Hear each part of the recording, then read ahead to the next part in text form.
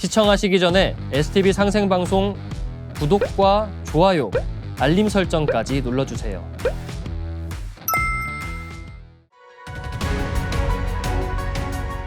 안녕하세요. 역설의 박덕규입니다. 오늘은 한국인이 가장 존경하는 독립운동가이자 역사운동가죠.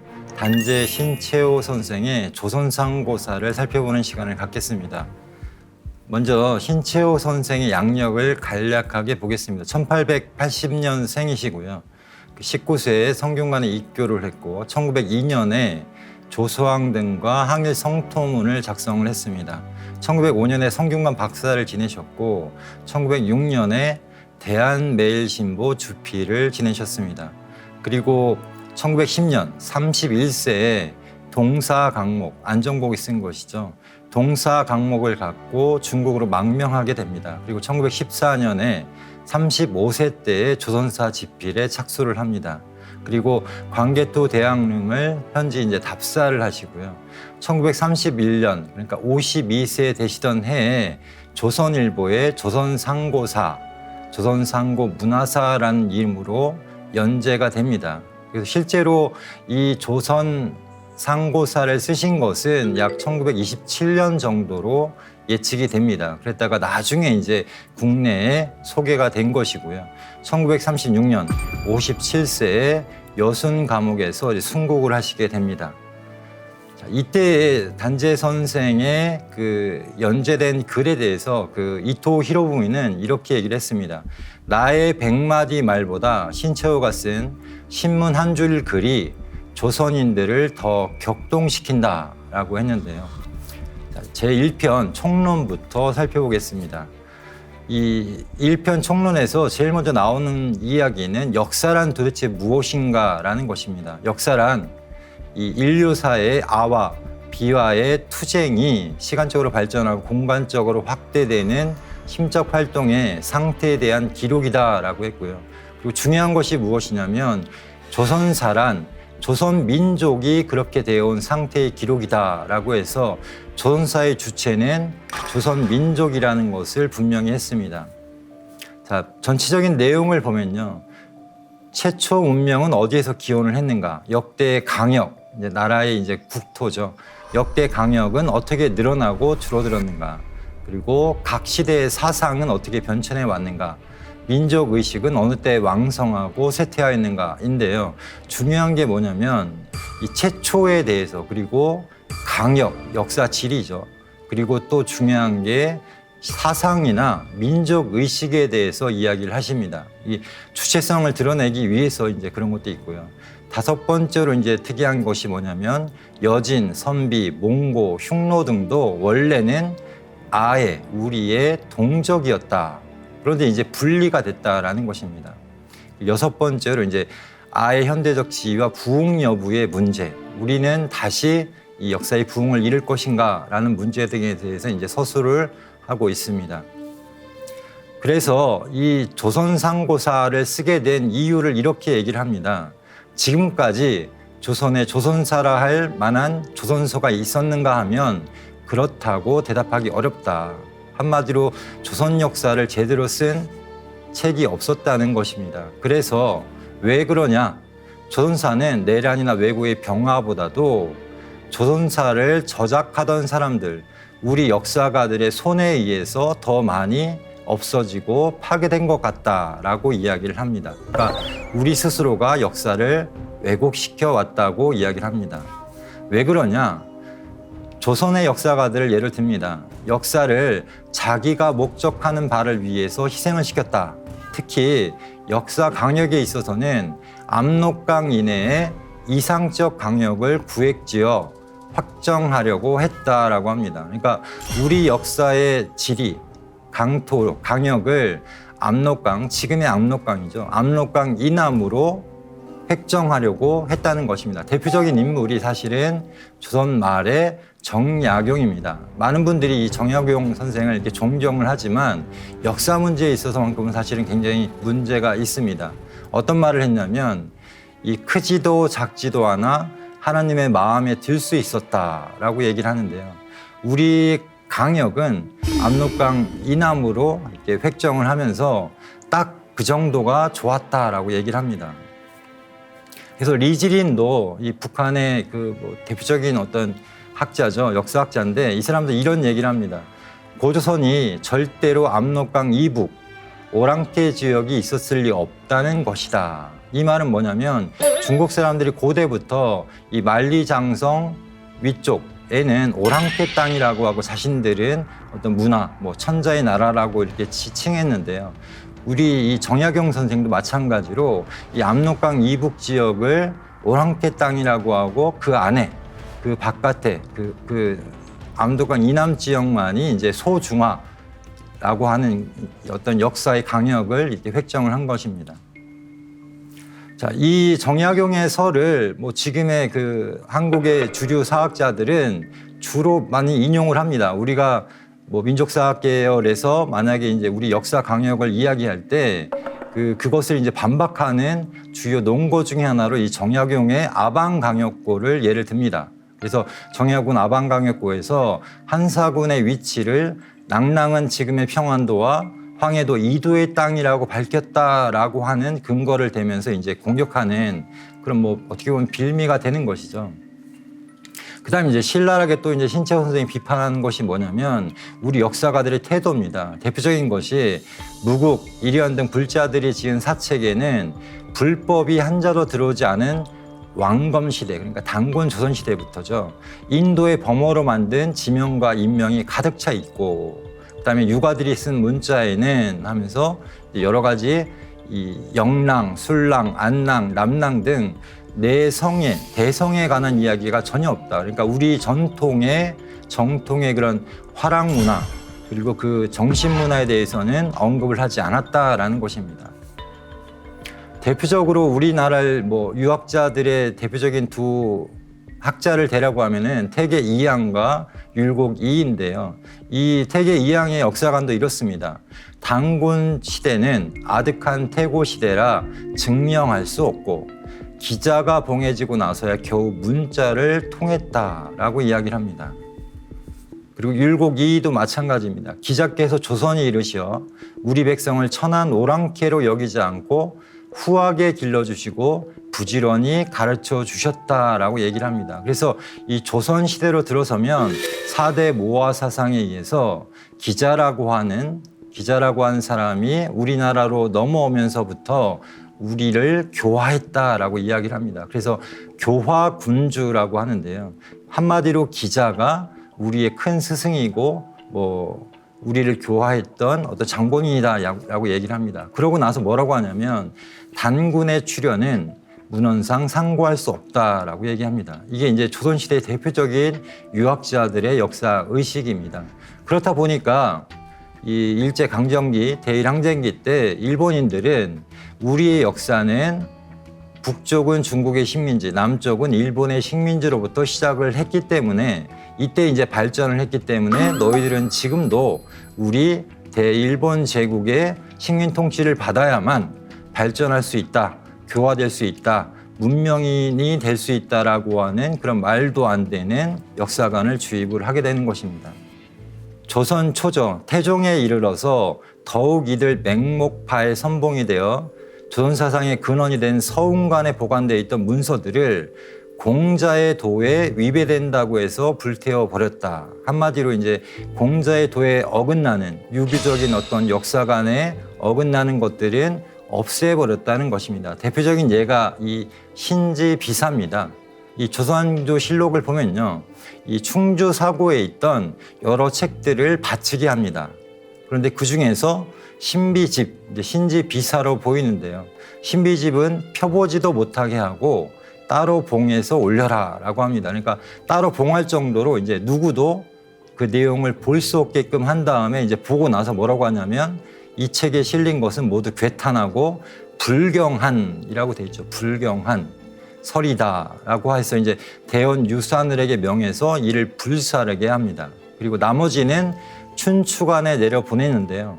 춘추관은 역사를 이제 집필하고 역사를 이제 정리하는 그런 관청이기 때문에 이 신비집도 우리가 이게 추측하는 것처럼 신지비사, 단군조선 시대 때에 신지가 썼던 역사라는 것을 알 수가 있습니다.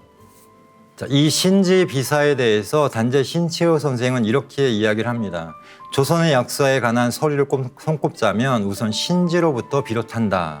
그래서 이 신지는 당군 시대의 사관이라고 한 사람이다. 내가 보건대 당군은 곧 수도, 그러니까 우리가 소도라고 하죠. 소도의 임금이고 신지는 사람의 이름이 아니라 관직 이름인 신치에서 왔다라는 것입니다. 한마디로 신지 비사는 신치라고 하는 관직을 가진 사람이 썼던 사서라는 것입니다. 그래서 이 신지 비사의 내용을 또 살펴봅니다. 그래서 신지 비사에서 말하기를 저울추와 저울접시에 비유하면 저울대는 부소고 저울추는 오덕을 갖춘 땅이고 저울머리는 백악강이다라고 해서 이 당군 조선의 수도죠. 이 도읍지가 세 곳으로 나뉘어 있었다라는 것을 분명히 전하고 있습니다. 그래서 삼한관경제라고 합니다. 그래서 진한, 번한, 마한이라고 하는 이 세 곳의 도읍지, 그리고 진안에 대당군이 계시고 번안과 마안에 부당군이 있는 이 세 곳이 서로 균형을 맞추게 되는 그런 원리에 의해서 당군조선이 이 국가를 경영했기 때문에 삼한으로 나눠서 삼한관경제라고 합니다. 그런데 이 삼한관경제가 나중에 대한민국 임시정부에서 이 우리의 건국 정신을 정할 때 이 삼균 제도라고 이렇게 적용을 합니다. 이건 조수왕 선생에 의해서 삼균제가 처음 나오는데요. 뭐 입법, 사법, 행정뿐만이 아니라 여러 가지 이 세 가지가 이 힘이 균형을 맞추어야 된다라고 합니다. 그래서 이 삼균제도의 기원에 대해서 대한민국 임시정부 건국강령을 보면요. 우리나라 건국 정신은 삼균제도의 역사적 근거가 있다. 그게 뭐냐? 선민의 명명한 바 수미 균평이하야 흥방고 태평이라 했다. 이 내용은요. 이 고려사에 전해지고 있는 기미제전의 신지비사의 내용입니다. 기미제라는 사람이 고려도 당군 조선 때처럼 세 곳에 도읍을 두는 삼경제를 해야 됩니다라고 하면서 이 신지비사의 내용을 인용을 하게 됩니다. 그것처럼 그래서 이제 고려도 나중에 이제 남경이라고 하는 지금의 이제 서울이죠. 서울 지역에 이제 남경을 두게 되는데요. 이 대한민국도 마찬가지로 우리의 건국 정신은 이 삼균제도, 이 삼한관경제에서 왔기 때문에 이것처럼 이제 이 우리의 정치, 경제, 문화가 이 삼균제도를 이렇게 따라야 된다라고 이야기를 했던 것입니다. 그래서 세계 최초로 헌법에 민주공화정을 명기한 것이 대한민국 임시정부다라는 것도 굉장히 중요하죠. 그만큼 대한민국 임시정부의 사람들은 우리 역사를 너무나 잘 알고 있었고 우리의 역사 정신이 무엇인지를 알고 있었기 때문에 대한민국은 이런 건국 정신을 가져야 된다라고 이야기를 했던 것입니다. 그래서 뭐 잘 아시는 것처럼 대한민국 임시정부에서 우리 역사의 시작은 언제부터냐라고 했을 때는 환국으로부터 시작했다라고 이야기를 하는데요. 그 이유가 나옵니다. 전해오던 문헌에 만일 독립 자존에 관한 것이 있으면 일체 금기되고 기피되었다. 라고 합니다. 이게 무슨 얘기냐면 이 고려 말 조선 초가 되면서부터는 4대 모화 사상이 이렇게 나라의 어떤 역사 정신이 돼버립니다. 그러면서 대표적인 게 뭐냐면 이 마치 당군조선 말기에 주무왕 때에 이 주무왕이 기자를 조선에 봉해서 이 조선, 당군조선이 제후국이 되었다라고 하는 잘못된 것이죠. 이것은 명백히 허인데요. 잘못된 것인데 이것을 본따 가지고 이 명태조가 조선을 이렇게 봉해서 조선은 명나라의 제후국이 되었다라고 하는 그걸 이제 그대로 따라하는 것이죠. 이런 어떤 사대주의의 그 틀을 마련을 하게 됩니다. 그다음에 또 문제가 뭐냐면요. 이 조선에서도 중엽 이전에는 동국동암, 고려사 등 몇몇 채 관에서 발행한 사서 이외에는 개인의 역사 서술이나 수장을 금지했다라고 합니다. 그러니까 개인은 관찬 사서 이외에는 어떤 역사를 쓰거나 뭐 어떤 역사책을 갖고 있거나 하는 것들을 금했다라는 것입니다. 예를 들면 이 내용이 세조실록에 나옵니다. 그래서 팔도 관찰사에게 유시를 하기를 고조선 비사, 대변설, 조대기, 뭐 표운, 삼성, 밀기, 안암로, 원동중, 삼성기 등을 문서는 마땅히 사처, 개인이 소장해서는 안 된다. 만약에 갖고 있으면 진상하고 또 그것을 이제 널리 효유해라라고 해서 개인이 이런 역사서를 갖고 있는 것을 엄격하게 금했습니다. 한마디로 이제 불온서적화되는 거죠. 우리 전래의 고유사서는 갖고 있어서도 또 읽어서도 또 이렇게 전해서도 안 되는 그런 어떤 금기가 돼버립니다. 그래서 이 내용에 대해서는 신랄하게 비판을 합니다. 고대 역사를 개인이 쓰지 못하게 하거나 개인이 보는 것까지 금지한 것은 우리나라에만 있었던 일이다. 그리하여 역사를 읽는 이가 없게 된 것이다 라고 이렇게 비판을 합니다. 그 내용들이 이 역사 정신에 또 잘못된 게 뭐냐면요, 후에 일어난 왕조가 앞 왕조를 미워해서 역사적으로 자랑할 만한 것은 무엇이든 파괴하고 불살라 없애버리기를 위주로 했다. 그래서 신라가 이제 흥하게 되자, 그러니까 통일신라죠, 고구려 백제 두 나라의 역사가 볼 것 없게 되었으며 고려가 일어나자 이 신라의 역사가 볼 것 없게 되었다. 그러니까 전의 왕조를 이제 뒤바꾸면서 그 왕조가 어떤 잘못을 했고 어떤 부패가 됐기 때문에 우리가 이 새로운 왕조를 들어서게 됐다라고 하는 그런 명분을 갖기 위해서 전의 역사를 굉장히 비하하거나 이제 역사를 많이 이제 없애게 됩니다. 그래서 역사 사상의 맥락이 단절되었다라고 이야기를 합니다. 그래서 이 역사 의식은요, 사실은 민족 의식인데요, 같은 역사 의식을 가진 사람들이 바로 이제 한 나라고 한 민족이다라고 이렇게 생각을 하는데요. 그 잘못된 역사 해석의 대표적인 예들을 이렇게 찾아 나갑니다. 그래서 첫 번째로 어떤 이야기를 하냐면 이 고려사의 채영전을 봤던 겁니다. 신시호 선생이 봤더니 채영이 이르기를 이런 말이 나옵니다. 당이 30만 군사로 고구려를 침입함으로 고구려 순군 3만 명을 보내어 이를 대파했다라는 내용이 고려사에 나옵니다. 그런데 삼국사기에는 이 내용이 전혀 안 보이는 것이죠. 그래서 이게 왜 그런가를 이제 찾아가는 것입니다. 자, 통전, 신당서 등 각 역사책에서 보면 조의, 선인이라는 관직명이 있다. 그리고 선인은 신선선자죠. 신라 고사의 국선과 같은, 그러니까 화랑을 그 전에는 국선이라고 했습니다.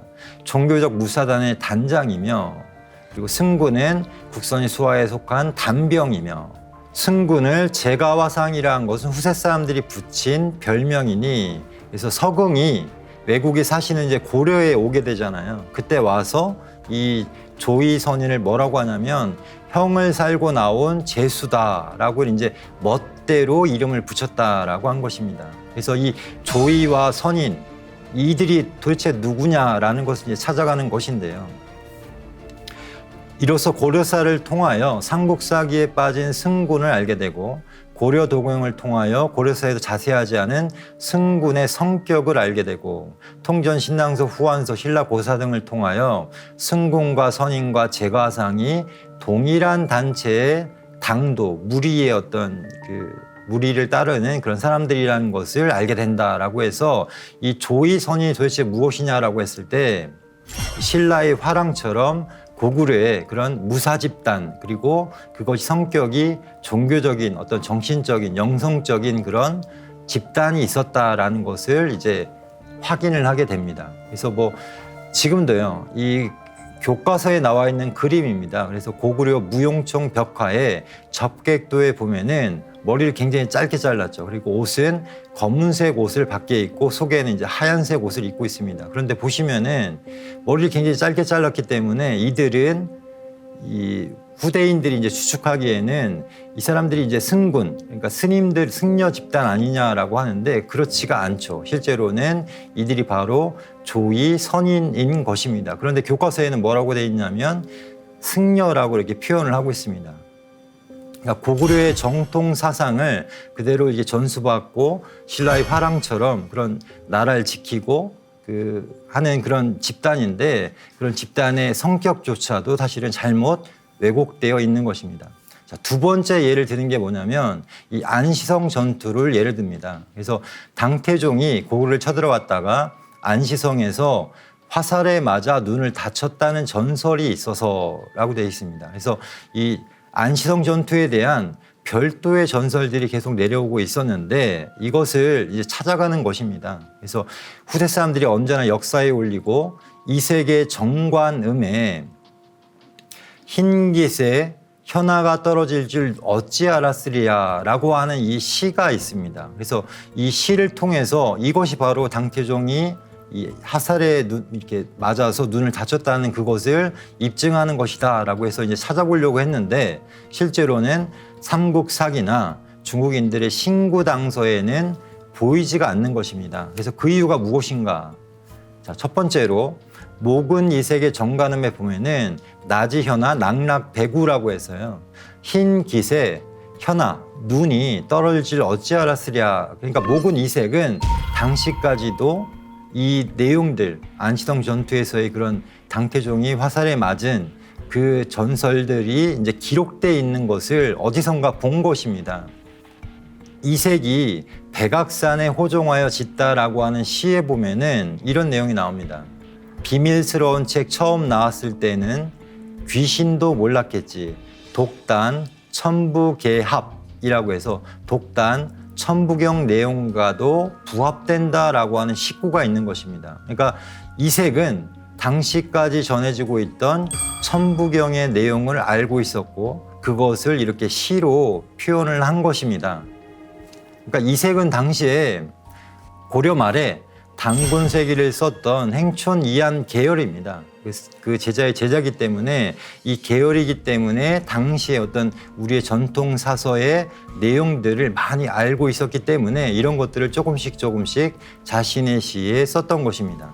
그런데 이 목은 이색마저도 사실은 이것을 대놓고 어떤 뭐 역사책을 정리하거나 할 수가 없었던 것인데요. 그래서 환단고기 태백일사 소도경전 본원을 보면은 세상에서 전하기를 목은 이색과 복의 범세동이 모두 천부경 주회를 남겼다고 하나 오늘날 찾아볼 수 없다. 그래서 이색과 범세동이 천부경 주회라고 하는 책을 썼는데 그것을 지금은 찾아볼 수 없지만 이라고 이렇게 돼 있는데 이 내용을 입증해 주는 것이 바로 이 이색의 식구에 나오는 것입니다. 계속해서 보겠습니다. 만일 사실의 진위를 불문하고 해서 당태종의 눈 다친 사실을 중국의 사관이 국치에 속하는 일이므로 나라의 이제 수치라는 것이죠. 그걸 감추기 위해서 당서에서 빼버린 것은 아닐까라고 하는 의문을 가지고 그 해답을 구해보았다. 태종봉기에 보면은 이 당태종이 645년 9월에 안시성에서 회군했다라고만 써 있는 것입니다. 그런데 그해 12월에 태종의 병세가 위급했다. 그러니까 회군하고 3개월 후적. 그리고 본기에는 황제의 병이 완전히 낫지 못하여 태자에게 정사를 위임했다라고 돼 있고 또 정관 23년 그러니까 649년이죠. 황제가 돌아갔다라고 돼 있다라는 것입니다. 그러니까 3년 후에 이 당태종이 죽었다라는 것입니다. 그 죽은 원인을 강목에는 이질이 심해졌다라고 돼 있고요. 자치통감에는 비교적 정확하게 나옵니다. 요동에서부터 악성 종기를 앓았다. 그러니까 고구려 원정을 떠났다가 여기서 이제 병을 얻어가지고 돌아갔고 3년 후에 죽게 되는데 여기서 악성 종기를 앓았다라고 돼 있는 것입니다. 그런데 실제로는 신치호 선생이 이런 여러 가지 사료들을 종합을 해서 정리를 한 것입니다. 당태종이 고구려 보장 4년에 안시성에서 눈을 상하고 도망쳐 돌아와서 이 치료가 불완전해서 거의 30개월, 3년이죠. 고생하다가 보장왕 5년에 죽었다라는 수십자를 이제 찾게 된 것이다라는 것입니다. 이 수십자의 결론을 얻기 위하여 5, 6종의 서적 수천 권을 반복하여 출입하여 그러니까 5, 6종의 서적을 수천 번을 읽어봤다는 것입니다. 혹은 무의식 중에 얻으며 혹은 고심한 끝에 찾아낸 결과이니 그 노력과 고생이 또한 적지 않다. 그러니까 사료에 나타나 있지는 않지만 그런 것들을 흔적들을 파편들을 찾아보다 보니까 아 이렇게 된 것이구나라고 하는 기록을 드디어 알게 됐다라는 것입니다. 그 다음에 이 사마천의 사기에 이런 내용이 나오죠. 봉기자어 조선. 그래서 주무왕이 기자를 조선에 봉했다라고 되어 있는데요. 이 기록의 사실성 여부를 판단을 하는 것입니다. 그래서 첫 번째로 상서를 보면은 나는 신하가 되지 않겠다라고 이게 이 기자가 이야기를 했기 때문에 설령 주무왕이 신하로 봉했다라고 해도 그것이 사실이 아니라는 것이고요. 두 번째는 뭐냐면 반고는 보다 더 충실하고 정밀한 역사가인데 이 기자 봉작설이 나타나 있지 않습니다. 반고가 쓴 한서에는요. 그래서 이 봉작은 사실이 아니다라고 이렇게 단언을 하는 것입니다. 자, 그래서 이 당군 천년, 기자 천년이라는 말이 있는데요. 이 조선 중엽으로 가게 되면은 당군이 천년을 다스리고 기자가 천년을 다스렸다라고 돼 있는데 실제로는 당군 천년, 기자 천년이 아니라 당군 조선이 2000년 동안 이어졌다라는 것을 알 수가 있습니다. 왜? 기자 조선은 없었기 때문인 거죠. 그래서 우리 역사의 국통맥을 보면 당군 다음은 기자가 아니고요. 당군 2096년 그리고 실제로는 1908년 후에는 부여로 이어지게 됩니다. 그래서 중국이 우리나라 역사를 기술하는 방법에 대해서 신채호 선생은 이렇게 얘기를 합니다. 첫째, 다른 나라가 사신을 보내오면 반드시 레조, 쉽게 얘기하면 찾아와 인사를 했다, 뭐 조공을 했다 이런 식으로 표현을 한다는 것입니다. 그래서 중국인들이 이것은 병리적 자존성이다. 이것은 근세의 청나라가 처음 서양과 이렇게 통할 때, 어떤 외교를 할 때 영국, 러시아 등 여러 나라 통상한 사실을 모두 모국이 신하라 칭함에 조공을 바쳤다라고 쓴 것을 봐도 알 수 있으니 고대의 그런 중국의 어떤 기록들을 함부로 믿을 수 없다라고 했습니다. 그래서 실제로 중국인들인 이런 어떤 조선 사람들의 시를 가져다가 게재를 할 때도 항구나 한연을 덧칠하거나 고쳤다는 그런 흔적이 나타납니다. 그래서 우리 역사를 쓸 때도 옮겨 쓸 때도 작구를 고쳤다는 것을 알 수 있다라고 했습니다. 그리고 셋째로 이 고려에서는요 스스로 천자국, 황제국을 칭했습니다. 그래서 황도, 재경, 해동천자 등의 작구를 모두 고치게 됩니다. 그래서 그 고친 내용들이 고려사에도 보이기 때문에 중국과 관계된 문자는 실록, 실제 기록이 아님을 알 수 있다라고 했습니다. 대표적인 예가요, 이 승정원 일기에 나옵니다. 승정원 일기를 보면은 영조가 이 고려사를 읽게 합니다. 그런데 어디를 읽게 하면 제왕 목록을 읽으라라고 되어 있습니다. 그러니까 역대 제왕, 우리나라의 역대 제왕의 목록을 읽으라라고 해서 읽기를 마치니까 이 두 번째로 이제 하본이 단군편을 읽으라라고 했습니다. 그러니까 이 역대 제왕 목록에 단군편이 있다는 말은 단군 조선의 역대 단군들의 기록들이 고려사에는 전해지고 있었다는 것입니다. 그런데 지금의 고려사에는 이 단군편이 없습니다. 그래서 누군가가 이 내용들을 임의로 없앴다는 것이죠. 근데 아마도 추측하기는 고려사를 이렇게 새로, 지금 고려사 원본이 없거든요. 고려사를 새로 이렇게 판본을 낼 때 그 주체가 어디냐면 일본에서 판본을 냈습니다. 그래서 일본 대일항쟁기 때 일본 사람들이 이 고려사를 새로 인쇄를 하면서 아마도 그 내용이 빠지게 된 것이 아닌가. 이걸 이제 지금은 찾을 수가 없는 게 굉장히 안타깝죠. 그다음에 임나의 일본부 설의 어떤 허위에 대해서도 이렇게 얘기를 합니다. 그래서 그 당시에 이제 몇 년 전에 나온 김태경의 역사 심리학과 장지현의 대한강역고에서 이 김태경이나 장지현은요, 당시에 일본 서기를 이제 읽게 되면서 굉장히 일본의 어떤 역사 집필 과정을 이렇게 찬탄을 합니다. 굉장히 이렇게 찬양을 하거든요. 그래서 그 일본석의 영향을 받아가지고 임나의 일본부가 그러니까 고대에 가야 지역을 야마토웨가 지배했다라고 하는 임나 일본부서를 지지하는 그런 글을 쓰게 됩니다. 그래서 이렇게 비판을 하죠. 일본서기에 따와서는 자신의 박식함을 자랑했다라고 되어 있는데요. 그래서 이 나해가 그 일본서기에 보면은 이런 내용이 나옵니다. 나해가 아리나레, 그러니까 압록강을 뜻하는 말이죠. 압록강을 가리키면서 거듭 맹세하였다고 하니 이게 무슨 말이면, 이게 무슨 뜻이냐면 당시에 신라 사람이 압록강을 구경하기도 힘든 상황이었는데 어떻게 압록강을 가리키면서 이 신공왕후에게 충성을 맹세할 수 있겠냐. 이건 잘못된 말이다. 그리고 수인 2년에 이 임나국 사람들에게 붉은 비단 200피를 주었다는 말이 정말일 수 있을까? 이건 무슨 얘기냐면 이 당시의 야마토 외 사람들은요, 옷감을 짜지도 못했고 또 비단은 더더구나 이렇게 만들 수가 없던 때입니다. 그런 때에 야마토 외가 이 백제와 이 신라에게 붉은 비단 200피를 이렇게 선물로 줬다는 것입니다. 이건 말이 안 된다는 것이죠. 그러니까 일본서기에 나와 있는 내용들이 대부분이 허구다라고 이제 반증을 하는 것입니다.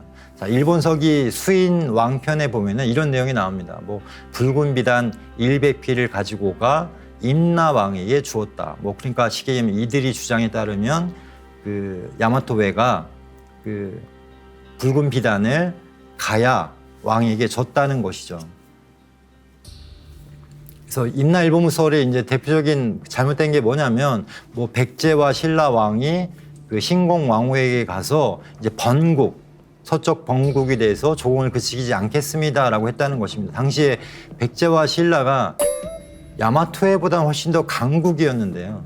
이런 두 나라의 왕이 머리를 조아렸다는 게 잘못됐다, 말이 안 된다라고 이야기를 하는 것입니다. 그리고 또 김부식은 이 대표적인 4대 모아 사상가다라고 비판을 하면서 뭐라고 하냐면 그가 쓴 삼국사기에서 고주몽은 고신씨의 후예다. 그리고 김수로는 금천씨의 후예다라고 했고 진안은 그러니까 이 신라가 원래 진안의 유민들이 만드는 나라잖아요. 그래서 이 진안은 원래 단곤조선에 대단군이 계시던 그 진안인데 그 진나라 이것을 이제 진나라 진자로 바꿔가지고 중국의 진나라 사람들이 동쪽으로 건너와서 세운 것이라고 이렇게 바꿔놓은 것입니다. 한마디로 이제 중국의 후예다, 중국인들의 후예다라고 이렇게 서술을 한 것입니다.